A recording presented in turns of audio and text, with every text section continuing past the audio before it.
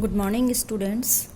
आज हम botany paper second के अंदर नेक्स्ट टॉपिक जो पढ़ने जा रहे हैं वो है डाउनी मिल्ड्यू और ग्रीन ईयर डिजीज़ ऑफ बाजरा। अब हम सबसे पहले ये समझेंगे कि इसका जो ये डिज़ीज़ है, इसका कोजल ऑर्गेनिज्म या पैथोजन जिसके द्वारा ये डिज़ीज़ होती है वो क्या है। तो ये जो डिज़ीज़ है ये स्क्लेरोस्पोरा ग्रेमिनिकोला फंजाई के द्वारा होती है। स्क्लेरोस्पोरा ग्रेमिनिकोला। तो ये जो फंजाई है एल्ब्यूको के समान ये भी मैस्टिगोमाइकोटिना के अंतर्गत आती है। इस कारण इसमें भी जैसे हमने एल्ब्यूको में पढ़ा कि असेक्सुअल रिप्रोडक्शन होता है पत्तियों पर और कोनिडिया या स्पोरेंजिया बनते हैं स्पोरेंजियोफोर्स के ऊपर, और सेक्सुअल रिप्रोडक्शन जो होता है वो रिप्रोडक्टिव भाग पर होता है और उसके दौरान oospores का निर्माण होता है एंथेरिडियम और ओगोनियम के द्वारा। सेक्सुअल रिप्रोडक्शन प्रोसीजर पूरा आपने पहले भी पढ़ लिया है। अब ये डिजीज़ जो है भारतवर्ष के अंदर जहाँ जहाँ बाजरा की खेती की जाती है, यूपी, बिहार, गुजरात, राजस्थान, एमपी, सभी स्थानों पर यह डिज़ीज़ जो है देखने को मिलती है। और इस डिज़ीज़ के कारण, इस बीमारी के कारण फसल को बहुत ज़्यादा नुकसान पहुंचता है। क्यों पहुंचता है ये भी आपको समझ में आ जाएगा जब हम इसके लक्षण पढ़ेंगे। तो इसका जो क्लासिफिकेशन है स्क्लेरोस्पोरा का, ये सिमिलरली मैस्टिगोमाइकोटिना होगा इसका। फिर इसका जो ऑर्डर है स्क्लेरोस्पोरा का वो है पर्णोस्पोरेल्स। क्या है? पर्णोस्पोरेल्स। पर्णोस्पोरेल्स ऑर्डर के अंदर इसको इसलिए रखा गया है क्योंकि इसके जो कोनिडियोफोर होते हैं या स्पोरेंजियोफोर होते हैं, जिन पे कि कोनिडिया या स्पोरेंजियम लगता है, ये ब्रांच्ड होते हैं, शाखित होते हैं और इसके ऊपर चैन में व्यवस्थित ना होकर एक ब्रांच के ऊपर एक ही स्पोरेंजियम उपस्थित होता है नाशपाती के आकार का। इस कारण इसको अलग ऑर्डर के अंदर रखा गया है पर्णोस्पोरेल्स के अंदर। तो ये एल्ब्यूको और स्क्लेरोस्पोरा के अंदर एक पहला फर्क डिफरेंस जो कि हमने देखा। बाकी इसके कायिक भागों के अंदर कोई डिफरेंस हमको दिखाई नहीं देगा। अब जो है ये हम इसके क्या पढ़ेंगे, पैथोजन के बारे में हमने इसका पढ़ लिया। अब हम इसके लक्षणों के बारे में पढ़ेंगे कि इसके जो सिम्टम्स होते हैं वो प्लांट पर कौन कौन से भागों पर दिखाई देते हैं। सिस्टमिक इन्फेक्शन होता है इसका कायिक भागों पर भी और जनन भागों पर भी, वेजिटेटिव पार्ट पर भी और सेक्सुअल पार्ट पर भी। कायिक भागों के अंदर इसके अंदर आपने देखा है कि बाजरे की जो है लंबी लंबी पत्तियां होती हैं और इसका जो रिप्रोडक्टिव भाग होता है इसके अंदर जो फ्लावर्स होते हैं वो छोटे छोटे होते हैं और बाद के अंदर ये जो है सिट्टे में या कोब में परिवर्तित हो जाते हैं। तो कोब पर भी और पत्तियों के ऊपर भी इसका इन्फेक्शन देखा जाता है। तो सबसे पहले हम पत्तियों के ऊपर कायिक भागों पर इस फंगस के कारण क्या सिम्टम्स आते हैं उनके बारे में स्टडी करेंगे। तो इसकी जो कायिक भाग में पत्तियां होती हैं, पत्तियां सब जानते हैं कि हरे कलर की होती हैं और प्रकाश संश्लेषण का कार्य करती हैं। इसमें जो पत्तियां होती हैं उनका क्लोरोफिल जो होता है जिसके कारण वो हरी होती हैं, वो धीरे धीरे डीजनरेट होने लगता है और वो पीली पड़ने लगती हैं।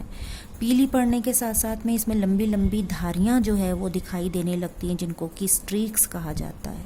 ये जो स्ट्रीक्स बनती हैं, पीली पीली धारियां बनती हैं, उसके नीचे की ओर रुई के समान फंगस के माइसीलियम की अतिवृद्धि देखी जा सकती है।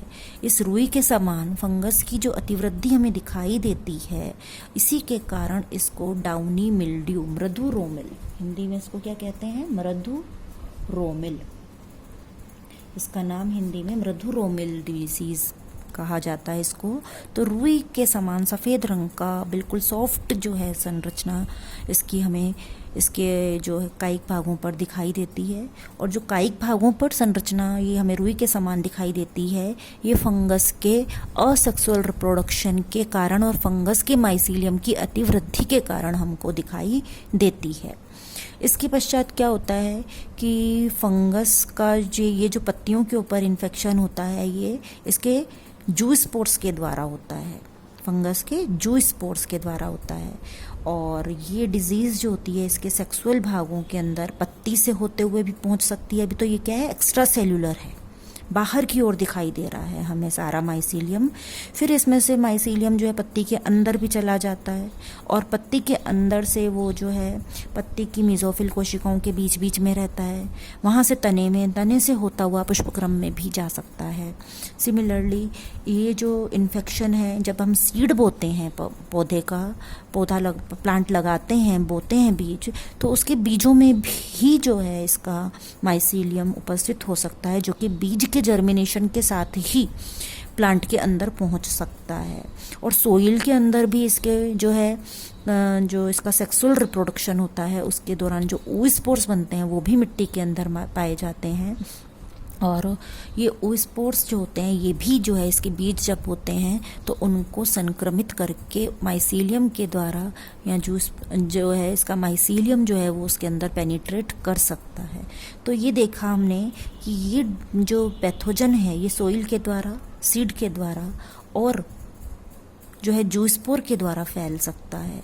जब ये इन्फ्लोरेसेंस पर पहुंच जाता है, इन्फ्लोरेसेंस मैंने बताया कि इसमें पुष्प क्रम के विभिन्न भाग आते हैं, पुष्प के विभिन्न भाग आते हैं। तो पुष्प क्रम जो है अंत में आपको पता है कि बाजरे का एक सिट्टा बनता है जो कि लंबी लंबी ट्यूब्स के समान दिखाई देते हैं और फिर इनके ऊपर जो है दाने लगे हुए होते हैं। तो जब डिजीज्ड हो जाता है, ये बीमारी हो जाती है इसके ऊपर, स्क्लेरोस्पोरा का प्रकोप हो जाता है, जब फंगस का माइसीलियम इसके पुष्प पर पहुंच जाता है तो वहाँ पर जाकर ये सेक्सुअल रिप्रोडक्शन करता है और सेक्सुअल रिप्रोडक्शन करके सेक्सुअल भागों को संक्रमित करता है। वेजिटेटिव भागों पर क्या करता है, ये असेक्सुअल रिप्रोडक्शन करता है और सेक्सुअल रिप्रोडक्शन करके जनन भागों को प्रभावित करता है। इसके जनन वाले भाग जो हैं इसके अंदर हम देखते हैं कि बीज बनते हैं, गोल गोल बीज इसके पूरे सिट्टे पर लगे रहते हैं। जब ये डिजीज हो जाता है तो इसका सिट्टा जो है वो हरे रंग की पत्तियों की समान संरचना के द्वारा परिवर्तित हो जाता है। इसी कारण इसको ग्रीन ईयर मतलब इसका कोब या सिट्टा, तो ग्रीन ईयर डिजीज़ भी इसको कहते हैं क्योंकि इसका जो सिट्टा है ये पत्ती के समान संरचना में भी परिवर्तित हो जाता है। तो पूरा सिट्टा भी परिवर्तित हो सकता है पत्ती में, आधा सिट्टा हो सकता है पत्ती में और आधा नॉर्मल हो सकता है। बीच वाला भाग सिट्टे का पत्ती में परिवर्तित हो सकता है और ऊपर और नीचे वाला भाग संक्रमित हो सकता है।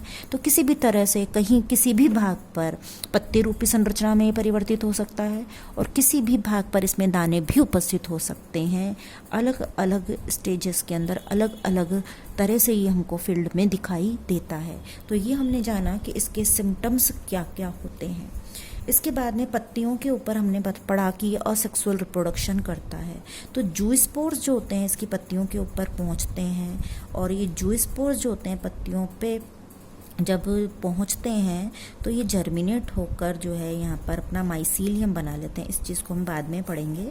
तो ये जूस्पोर्स कहाँ जा रहा है, इसके होस्ट प्लांट जो है इसकी जो लीव्स हैं इनके ऊपर जा रहा है, पत्तियों के ऊपर जा रहा है और यहाँ पर जो है इसके ऊपर संक्रमण कर रहा है जूस्पोर और ये जर्मिनेट होकर ये जो है इसका सिनोसाइटिक माइसीलियम जो है लीव्स के ऊपर बनाता है। फिर ये लीव्स के अंदर चला जाता है और लीव्स के अंदर जाकर ये स्पोरेंजियोफोर बनाते हैं माइसीलियम, डाइकोटोमसली ब्रांच, द्विशाखित। ये देखो एक शाखा निकली इसमें से और ये दो भागों में विभाजित हो गई, इसको कहते हैं द्विशाखित। फिर हर शाखा के ऊपर नाशपाती के आकार के स्पोरेंजियम बनते हैं।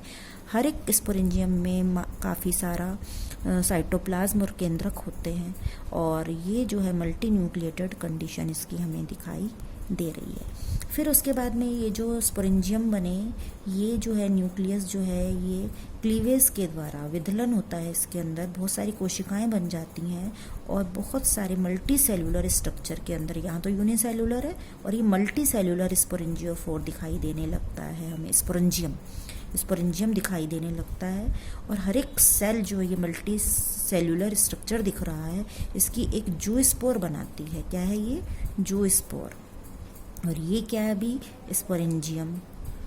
और हर एक जूस्पोर एक बाईफ्लैजिलेटेड स्ट्रक्चर होता है जिसमें विप्लैश और एक टेंसिल प्रकार का स्पोरेंजियम होता है। ये फिर से अपना जीवन चक्र इस तरह से पत्तियों पे संक्रमित करके पूरा करता चला जाता है और ये असेक्सुअल रिप्रोडक्शन जो है इसको हमने पढ़ा। अब हम जो है ये हम क्या पढ़ रहे हैं, इसका डिजीज़ साइकिल। सिम्टम्स पढ़े, सिम्टम्स के बाद में डिजीज़ साइकिल। डिजीज़ साइकिल के अंदर क्या चीज़ें पढ़ते हैं, वेजिटेटिव पार्ट के बारे में, और सेक्सुअल रिप्रोडक्शन के बारे में, और सेक्सुअल रिप्रोडक्शन के बारे में। तो इसका जो वेजिटेटिव भाग होता है वो मैंने बताया कि इसका माइसीलियम जो होता है फंगस के बहुत सारे हाइफी से मिलकर बना हुआ होता है, हाइफी से मिलकर बनता है। हाइफी जो होता है वो नॉन सेप्टेट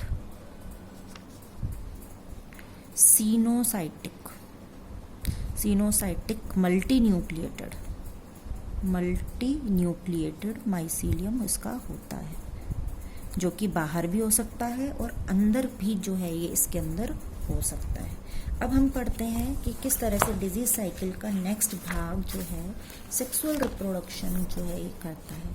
मैंने आपको बताया कि फंगस जो है ये इसके सेक्सुअल रिप्रोडक्शन में क्या बनते हैं, ओ स्पोर बनते हैं, क्योंकि ओ माइसिटीज का सदस्य है। तो ये ओ स्पोर जो होते हैं ये प्राइमरी इनोक्यूलम का कारण होते हैं, और जो स्पोर्स से जो इन्फेक्शन होता है पत्तियों पर वो सेकेंडरी इनोक्यूलम कहलाता है। तो ओ स्पोर्स जो होते हैं वो सीड के अंदर भी उपस्थित हो सकते हैं, और ओ स्पोर सोइल के अंदर भी उपस्थित हो सकते हैं, सीड में और दूसरे ओ स्पोर सोइल में। तो ये जो बीमारी है ये सोइल बोर्न भी है और सीड बोर्न भी है, और तीसरी हमने असेक्सुअल रिप्रोडक्शन में देखा कि ये एयर बोर्न भी है। ये क्या होता है, जब सीड जर्मिनेट होता है तो सीड जर्मिनेशन के साथ साथ फंगस का माइसीलियम भी जर्मिनेट होता रहता है इन बीजों के अंदर। दूसरा क्या होता है, सोइल में जो उस पर रहते हैं, जब बीजों को बोया जाता है तो वो जर्मिनेट होकर जो है सोइल के अंदर से जो है बीजों में चले जाते हैं, या इसके द्वारा जो जूस्पोर बनते हैं वो एयर के द्वारा डायरेक्ट पत्तियों के ऊपर चले जाते हैं। तो ये जो है वो स्पोर सोइल के अंदर बीजों से भी जा सकता है प्लांट के अंदर, और सोइल के अंदर जो ओ स्पोर है वो जो स्पोर में परिवर्तित होकर ये जो है जो इसके अंदर डायरेक्ट पत्तियों पर भी संक्रमण कर सकता है। तो इस तरह से सीड के ओ स्पोर के द्वारा जो इन्फेक्शन होता है वो प्राइमरी इनोक्यूलम कहलाता है। तो ये जो है सीड के अंदर जब जर्मिनेट होंगे, जब बोया जाएगा तो ये माइसीलियम बनाएंगे। फिर ये माइसीलियम जो है प्लांट के अंदर वृद्धि करेगा, और प्लांट के अंदर इंटरसेल्यूलर माइसीलियम, oogoनियम और एंथीरिडियम इसके अंदर बनाएगा। सेक्सुअल भाग के अंदर जब ये पहुंच जाएगा तो oogoनियम हमने पढ़ा था फीमेल सेक्स ऑर्गन होता है, और एंथीरिडियम मेल सेक्स ऑर्गन होता है। और oogoनियम और एंथीरिडियम मल्टी न्यूक्लिएटेड स्ट्रक्चर होते हैं। सिमिलरली वैसा ही है जैसा हमने एल्ब्यूग में पढ़ा था, वही डायग्राम यहाँ पर भी हमने बनाने हैं, लेकिन इसमें केंद्रकों की संख्या कंपैरेटिवली कम होती है। फिर ये जो है फर्टिलाइजेशन होता है इनके अंदर। फर्टिलाइजेशन के द्वारा इनके अंदर ओ स्पोर बनता है। ओ स्पोर जो होता है ये जब इसके अंदर बनता है तो ये लीफी स्ट्रक्चर के अंदर परिवर्तित हो जाते हैं, या इसके जो बीज होते हैं उनके अंदर भी उपस्थित रह सकते हैं। और जब ये पत्तियाँ और ये बीज जो है ज़मीन पर गिरते हैं तो ये पत्तियाँ और बीज, जब ये बीज के अंदर रहता है तो ये बीज के द्वारा फैलता है, और पत्तियाँ जब गिर जाती हैं ज़मीन पर उसके साथ में डिब्रीज के रूप में जब ये रहता है तो ये सोइल के द्वारा फैलता है। तो इस तरह से ये बीमारी जो है एक गंभीर बीमारी है, क्योंकि ये सोइल, एयर और सीड तीनों के द्वारा फैलती है। तो इस बीमारी के रोकथाम के उपाय, सबसे पहले डिजीज़ रेसिस्टेंट वेराइटीज़ को काम में लाके हम इसे रोक सकते हैं। दूसरा, हम जो है स्प्रे करके, अगर बीमारी हो जाती है, पत्तियों पर दिखाई देती है, तो बोर्डियोक्स मिक्सचर का स्प्रे करके इसको रोक सकते हैं।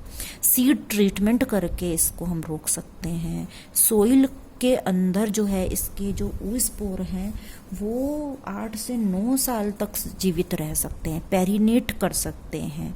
तो ये जो है माइसीलियम भी इसका सोइल में लंबे समय तक पेरिनेट कर सकता है, और इसके जो ओ स्पोर्स भी हैं ये लंबे समय तक सोइल में रह सकते हैं। तो सोइल ट्रीटमेंट के द्वारा भी इस फंगस को हम रोक सकते हैं। तो इस तरह से हमने पढ़ा कि किस तरह से स्क्लेरोस्पोरा का जो है लक्षण होते हैं, डिजीज साइकिल होता है, और कैसे हम इसको रोक सकते हैं। क्या इसके रोकथाम के उपाय हैं और इसमें और एल्ब्यूगो के अंदर क्या क्या डिफरेंसेस होते हैं। Thank you.